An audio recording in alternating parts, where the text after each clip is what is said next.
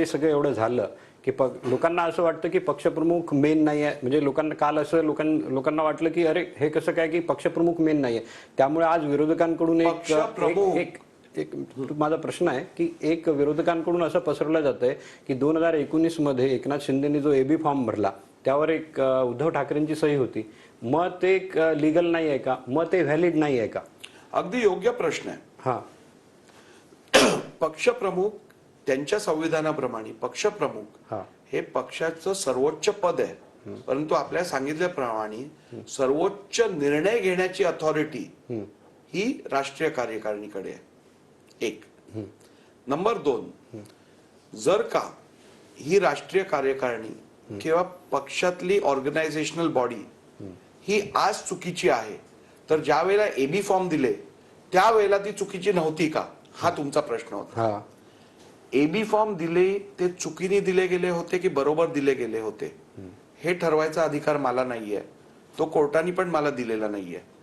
परंतु त्या पक्षाच्या कॉन्स्टिट्यूशन प्रमाणे इतर निर्णय झालेले आहेत की नाही हे बघण्याची जबाबदारी मला कोर्टाने. मी तुम्हाला एक वकील कायदे म्हणून नाही, मी आपलं पूर्ण करतो.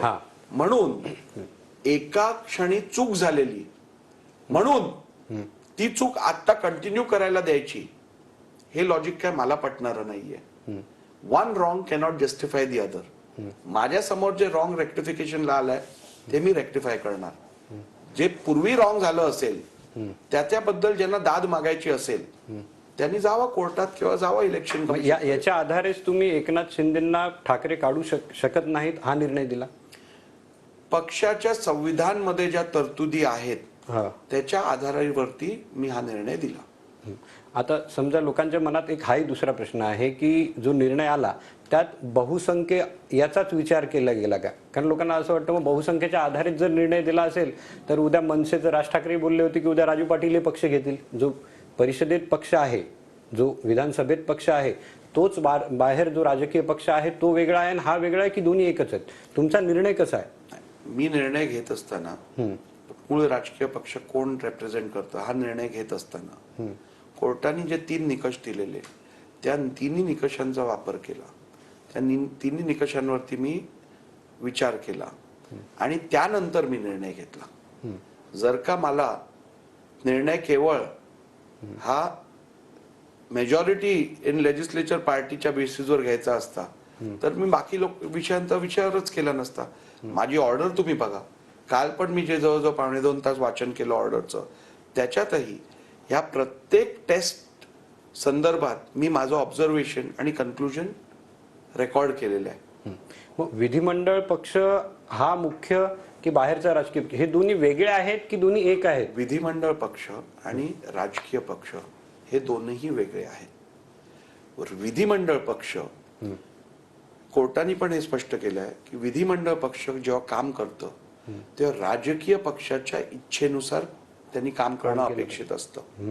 त्यामुळे विधिमंडळ पक्षाला जेव्हा आपण त्याच्यात व्हिप अपॉइंट करतो तेव्हा तो व्हिप राजकीय पक्षाच्या इच्छेनुसार अपॉइंट व्हावा असा निर्णय सर्वोच्च न्यायालयाने सुभाष देसाई केसमध्ये दिलेला आहे. तसं असताना या विधिमंडळ पक्षाला जर का आपण स्वतंत्रपणे काम करायची मुभा दिली तर राजकीय पक्षामध्ये आणि आमदारांमध्ये म्हणजेच जनतेमार्फत राजकीय पक्षामध्ये आणि आमदारांमध्ये जी नाळ असते ती कापण्याचा हा एक प्रकार होईल. आणि म्हणूनच राजकीय पक्षाचे विचार आणि इच्छा हे विधिमंडळात रिफ्लेक्ट होण्यासाठी राजकीय पक्षाने विधिमंडळातील प्रतोद नियुक्त करण्यासंदर्भातली आपली इच्छा ग्राह्य धरावी अशी आदेश हा सुप्रीम कोर्टाने अध्यक्षांना दिलेला. तर जर हे असं पकडलं तर मग तुमचा जो निर्णय आहे की राजकीय पक्ष हा शिंदेचा हा फक्त विधिमंडळापुरता की बाहेरही तो शिंदेचा, शिवसेना शिंदेची बाहेर राजकीय पक्ष? राजकीय पक्ष हा राजकीय पक्ष असतो. तो केवळ विधिमंडळासाठी, पार्लमेंटसाठी, ग्रामपंचायतीसाठी वेगळा नसतो, तो एकच असतो. विधिमंडळ पक्ष हा केवळ विधिमंडळातल्या कामकाजा संदर्भातला पक्ष असतो. नाही, तुम्ही आता थोडा वेळपूर्वी म्हटलं की 2 वेगळ्या आहेत. वेगळेच आहेत ना. दोन्ही वेगळे आहेत.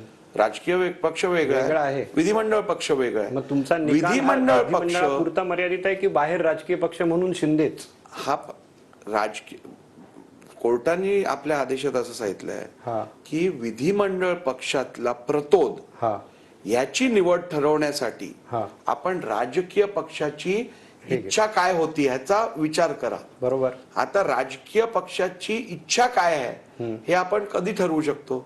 जेव्हा राजकीय पक्ष कोण आहे हे ठरवल्यानंतर.